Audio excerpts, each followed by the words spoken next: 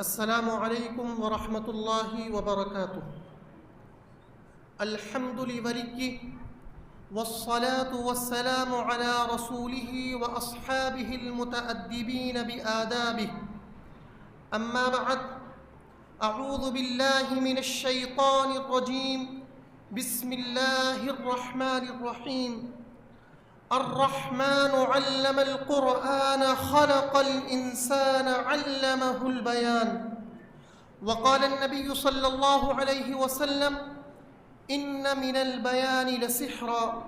صدق الله العظيم.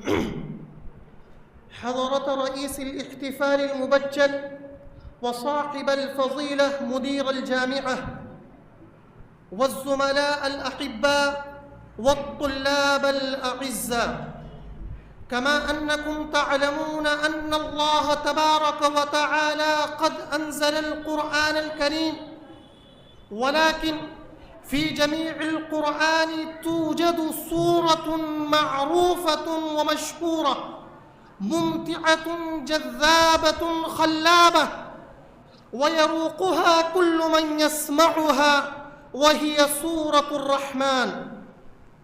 هذه هي السورة التي تحمل في طياتها الكلمات الممتعة، ومن ناحية أخرى المعاني الجميلة، وهي إن الله تبارك وتعالى قد بدأ هذه السورة بكلمة الرحمن. من الممكن أن يقول الله تبارك وتعالى الرحيم كما نقرأ ونبدأ بسم الله الرحمن الرحيم، ولكن الله تبارك وتعالى اختار هذه الكلمة. لماذا؟ لأن كلمة الرحمن تصف الرحمة والمغفرة وصفا دقيقا، وصفا كاملا، وصفا شاملا بالنسبة إلى كلمة الرحمن. ثم نتقدم في التلاوة، فقال الله تبارك وتعالى: علم القرآن. من لا يعلم ومن لا يدري أن الله تبارك وتعالى قد أنزل 3 كتب سماوية وصحف إلهية، كما قال الله تعالى في آية أخرى في صحف إبراهيم وموسى. ولكن الله تبارك وتعالى قد خصص القرآن الكريم. لماذا؟ لأن الله تبارك وتعالى يريد أن يشير هذا الكتاب، هذا القرآن هو الذي يفضل على جميع الكتب السماوية والصحف الإلهية، فلذا قال الله تعالى: علم القرآن. وبعد ذلك قال الله تعالى: خلق الإنسان. من لا يرى، من لا يشاهد أن الله تبارك وتعالى خلق السماء، خلق الأرض، خلق الحيوانات، ولكن الله تبارك وتعالى قد خصص الإنسان. لماذا؟ لأن الله تبارك وتعالى قد فضل الإنسان على الملائكة والإنس والجن والحيوانات كلها. وبعد ذلك قال الله تعالى: علمه البيان. لا شك في ذلك أن الله تبارك وتعالى قد علمنا كل شيء، يعني كيف ننام، وكيف نأكل، وكيف نضحك، وكيف نبكي، وكيف نكتب، ولكن الله تبارك وتعالى قال: علمه البيان. علمه البيان لأن الله تبارك وتعالى يريد أن يخبرنا بأن البيان له أهمية كبيرة ومكانة عظيمة في عين الله تبارك وتعالى. هذه الأهمية الذي بينتها أمامكم في عين القرآن والحديث، ولكن الخطابة نظرا إلى متطلبات العصر، هذه الخطابة أهمية كبيرة. نحن نرى أن الأعداء ينبحون على الإسلام ويتطاولون على الأحكام الشرعية، هذا ينبح على الإسلام وذاك ينتقد العلماء والأئمة، وآخر يدعو البنات والمسلمين إلى الشرك بالله واعتناق الكفر والشرك.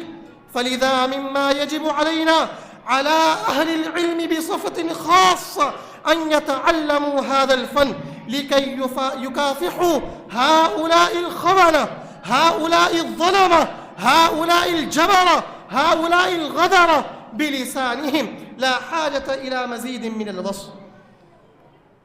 عزیز طلبہ، محترم بزرگوں، دوستوں، جیسا کہ آپ کو معلوم ہے کہ خطابت کی بہت اہمیت ہے. خطابت اللہ کی طرف سے ایک ایسی صلاحیت ہے کہ خطیب کے اندر، ایک مقرر کے اندر اتنی طاقت ہوتی ہے کہ ایک مقرر اپنی زبان سے وہ کام کر دیتا ہے. ایک مقرر اپنی زبان سے معاشرے کے اندر وہ تبدیلی پیدا کر دیتا ہے کہ جس تبدیلی لانے کے لیے اور جس بگاڑ کو ختم کرنے کے لیے ایک جماعت اور گروپ کی ضرورت ہوتی ہے. میں ایک بات کہہ کر آپ سے اپنی بات کو ختم کرنا چاہتا ہوں. یہی راجدھانی جس میں میں اور آپ بیٹھے ہیں، جامع مسجد، جو ایشیا کی مشہور جامع مسجد ہے، آپ کو یاد ہوگا وہ دور کہ جب تقسیم کا دور تھا، جب ہندوستان اور پاکستان بٹ چکے تھے اور کچھ مسلمانوں نے، ہندوستان کے مسلمانوں نے یہ ارادہ کر لیا تھا کہ اب ہم اپنا ملک چھوڑ کر اب ہم پاکستان کی طرف ہجرت کریں گے. اور انہوں نے اس ارادے کے ساتھ اپنے سامان کو پیک کر لیا اور اپنا ساز و سامان رکھ لیا، اور انہوں نے ارادہ کیا کہ صبح فجر کی نماز جامع مسجد میں پڑھ کر اس ملک کو الوداع کہیں گے. لیکن ان کی ملاقات صبح مولانا ابوالکلام آزاد سے ہوتی ہے. مولانا ابوالکلام آزاد ان سے یہ پوچھتے ہیں، اے مسلمانوں، اے ایمان والے بندوں، اے لا الہ الا اللہ اپنے دل میں رکھنے والوں، یہ بتاؤ تو صحیح، کیا تمہارے دلوں کے اندر خوف آ چکا ہے؟ اب تم اللہ کے علاوہ بھی ڈرنے لگ چکے ہو، حالانکہ تم تو جانتے ہو اینما تکونوا یدرککم الموت ولو کنتم فی بروج مشیدہ، کہ اگر اللہ نے تمہارے مقدر میں موت لکھ دی ہے تو تمہیں مضبوط قلعے بھی نہیں بچا سکتے ہیں. یہ جامع مسجد کے مینار تم سے جھک کر یہ سوال کرتے ہیں، مسلمانوں تم اللہ کے علاوہ اب کس سے ڈرنے لگے ہو؟ جب مسلمانوں نے مولانا ابوالکلام آزاد کی تقریر سنی تو انہوں نے اپنے بستر کھول دیے اور انہوں نے بیک زبان کہا، ابوالکلام آزاد، اب ہم یہ قسم کھاتے ہیں کہ اگر ہم زندہ رہیں گے تو اس ملک کے اندر ہی زندہ رہیں گے، اور اگر ہم مریں گے تو اس ملک کے اندر ہی مریں گے. بس اللہ سے دعا کرتا ہوں کہ اللہ مجھے اور آپ کو اس فن کی اہمیت سمجھنے کی توفیق نصیب فرمائے، اور ان موقعوں سے جو اللہ نے مجھے اور آپ کو فراہم کیا ہے بھرپور استفادہ کرنے کی توفیق نصیب فرمائے. وآخر دعوانا ان الحمدللہ رب العالمین.